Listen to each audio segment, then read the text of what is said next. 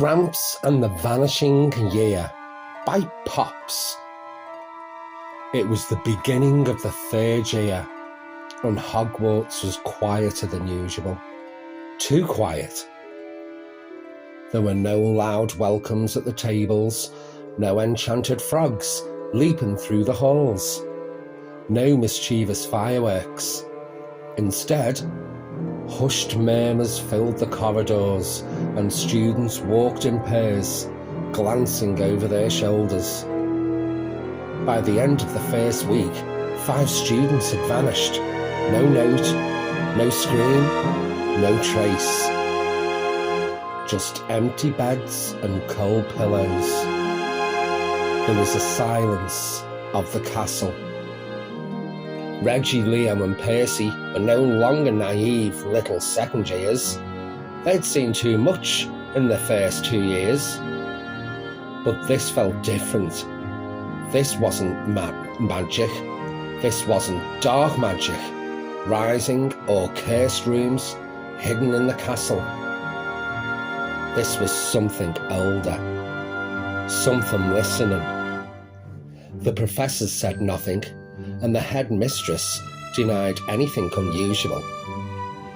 But the portraits on the walls refused to speak, and even the ghosts kept away from certain corridors, especially the West Wing near the ancient astronomy tower. Then, one night, Percy saw something. A student, he didn't know her name, was walking alone through the grand hall.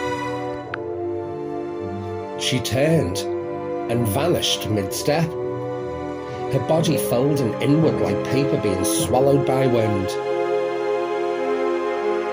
Back in his cottage, Gramps was in recovery from last year, and he was tending to his garden of venomous snapdragons when a single black owl landed on his windowsill. It dropped a scroll burnt around the edges. All it said was, "They're being taken away by the Whispering Ones." Gramps dropped the scroll, his breath caught in his throat. He hadn't heard that name for over 60 years. The Whispering Ones?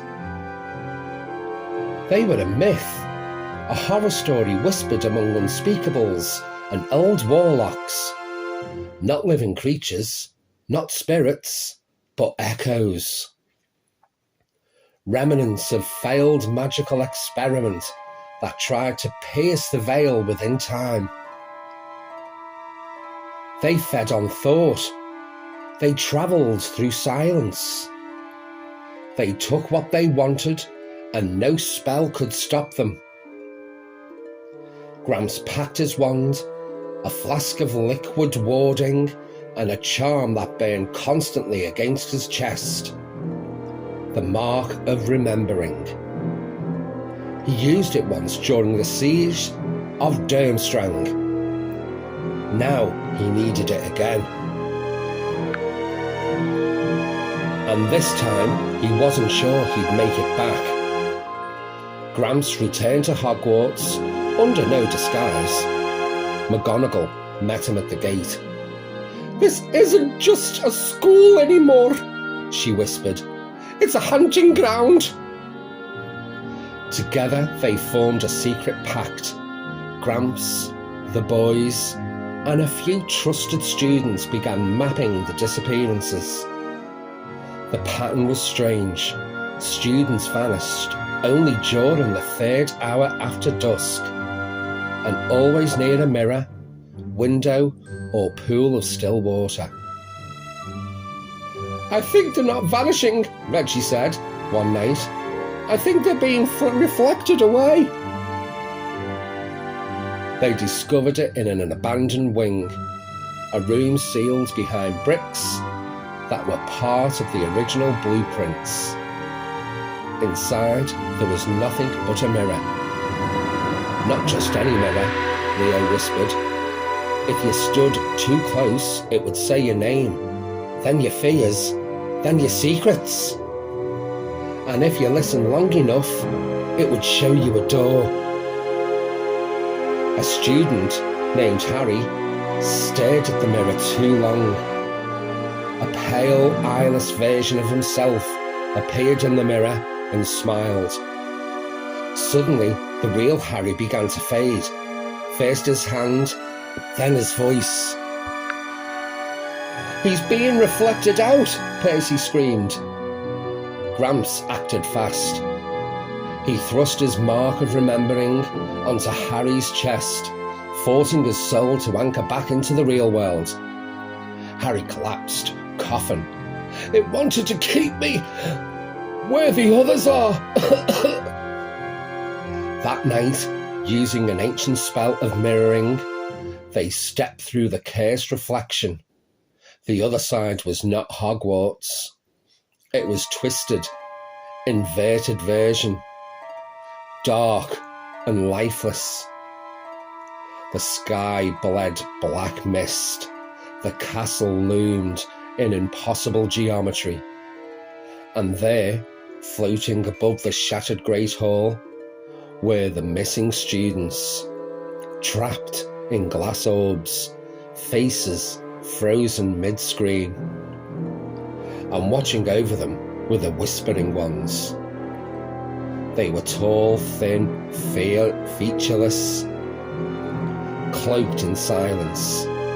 Every time someone spoke, they turned. And every time someone remembered something painful, they came closer.